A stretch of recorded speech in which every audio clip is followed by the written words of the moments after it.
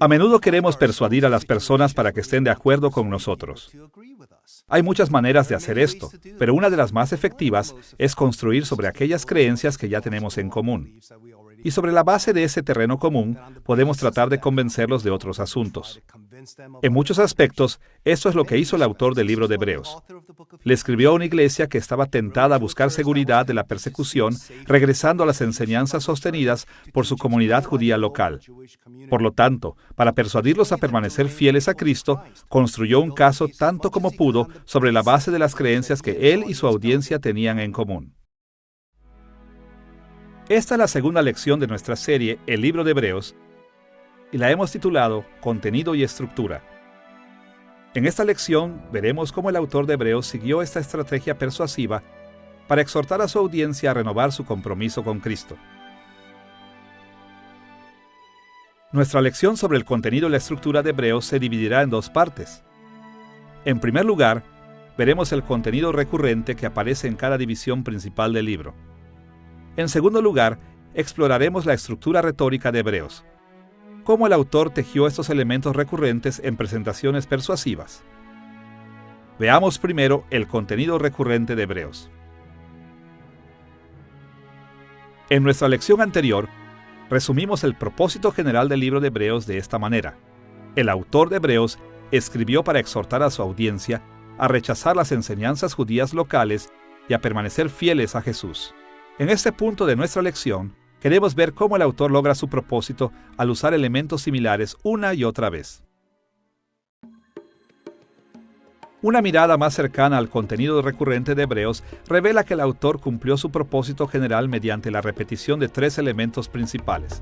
En primer lugar, llamó la atención sobre el hecho de que la historia había llegado a sus últimos días en Jesús. Generalmente, cuando los seguidores de Cristo escuchamos la expresión los últimos días, nuestras mentes se imaginan los acontecimientos que ocurrirían al regreso de Cristo en gloria. Muchos de nosotros pasamos una gran cantidad de tiempo y esfuerzo tratando de entender eventos como la Gran Tribulación, el rapto y el milenio. Pero cuando hablamos de los últimos días, en el libro de Hebreos, tenemos en mente algo que es mucho más amplio a solo los acontecimientos relacionados con la segunda venida de Cristo. Los teólogos cristianos a menudo llaman a la enseñanza de la Biblia de los últimos días escatología. Este término técnico se deriva de la palabra griega eschatos, que significa último, final o postrero. Curiosamente, esta terminología del Nuevo Testamento aparece en el Antiguo Testamento tan pronto como se habla de los postreros días en Deuteronomio capítulo 4, versículo 30. Ahí Moisés advirtió que Israel se iría al exilio si se rebelaba contra Dios. Pero él les aseguró que si se arrepentían en los postreros días, volverían del exilio para recibir las incomparables bendiciones de Dios. Y los profetas del Antiguo Testamento también mencionaron eventos asociados con el regreso de Israel del exilio que sucederían en los postreros días. No es difícil ver que en Hebreos capítulo 1, versículos 1 y 2, el autor de Hebreos tuvo la escatología en mente al escribir su libro. Escuchemos lo primero que escribió. Dios, habiendo hablado muchas veces y de muchas maneras en otro tiempo a los padres por los profetas, en estos postreros días nos ha hablado por el Hijo. Observemos cómo estos versículos se refieren a lo que Dios hizo en Cristo como acontecimiento en estos postreros o escatológicos días. ¿Qué quiso decir con esto el autor de Hebreos? ¿Por qué era tan importante para él la escatología? Desde el comienzo, en el primer versículo del libro de Hebreos, el autor quiere que sepan que Jesús es el cumplimiento de todas las palabras de la profecía que vinieron antes que Él. Él dice, en el pasado, Dios habló a los padres por los profetas en muchas ocasiones y de muchas maneras, pero en estos últimos tiempos nos ha hablado por su Hijo, o por el Hijo. Y eso significa que Jesús es el cumplimiento de todo lo que vino antes que Él. Él es la venida del día del Señor, la entrada del reino. La última palabra que Dios quiere decir en la historia de la humanidad se encuentra en Jesús. Para entender la escatología de Hebreos, tenemos que terminar nuestro camino a través de algunos giros y vueltas de la historia de Israel cerca del final del Antiguo Testamento y en la época entre el Antiguo y el Nuevo Testamento. Durante el período monárquico, Israel cayó más y más en rebelión contra Dios. Dios mandó al ejército asirio para conducir a la mayoría de los israelitas del norte al exilio. Más tarde, Dios envió a los ejércitos de Babilonia a hacer lo mismo a Judá. Ahora bien, alrededor del año 538 a.C., un remanente de Israel y de Judá regresó a la tierra prometida con la esperanza de que Dios derramaría los juicios y bendiciones de los postreros días.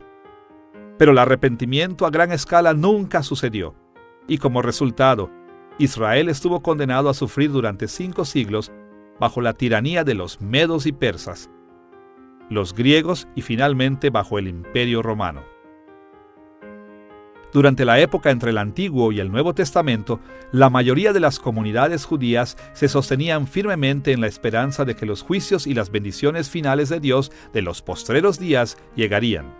Esta esperanza era tan importante para ellos que dividieron toda la historia en 2 grandes épocas. Se habló de la época en la que vivieron como esta era, la era de pecado que dio como resultado el fracaso y el exilio de Israel. Y también hablaron de la era por venir, el momento en que Dios derramaría sus juicios finales sobre sus enemigos y sus gloriosas bendiciones finales sobre su pueblo fiel. Y con base en las profecías del Antiguo Testamento, sabían que Dios enviaría al gran hijo de David, el Mesías, para llevar a cabo la transición de esta era a la era por venir. Al centrarse en la escatología, el autor de Hebreos construyó sobre una creencia que tenía en común con su audiencia y con la comunidad judía más amplia, pero al mismo tiempo señaló las distinciones teológicas entre los que creían en Jesús y los que no creían en él. Los judíos incrédulos sostenían que el Mesías traería una transición dramática, catastrófica, entre esta era y la era por venir. Pero los seguidores de Cristo sabían que Jesús estaba trayendo los postreros días en 3 etapas: la inauguración de su reino mesiánico en su primera venida, la continuación de su reino mesiánico en la historia de la Iglesia y la consumación de su reino mesiánico cuando regrese en gloria. Los autores del Nuevo Testamento describen estas 3 eras como los postreros días, en pasajes como Hechos capítulo 2, versículo 17 y 2 de Pedro capítulo 3, versículo 3. Podemos ver la importancia de este tema cuando observamos que el autor de Hebreos usa un lenguaje familiar para los postreros días en no menos de 6 ocasiones.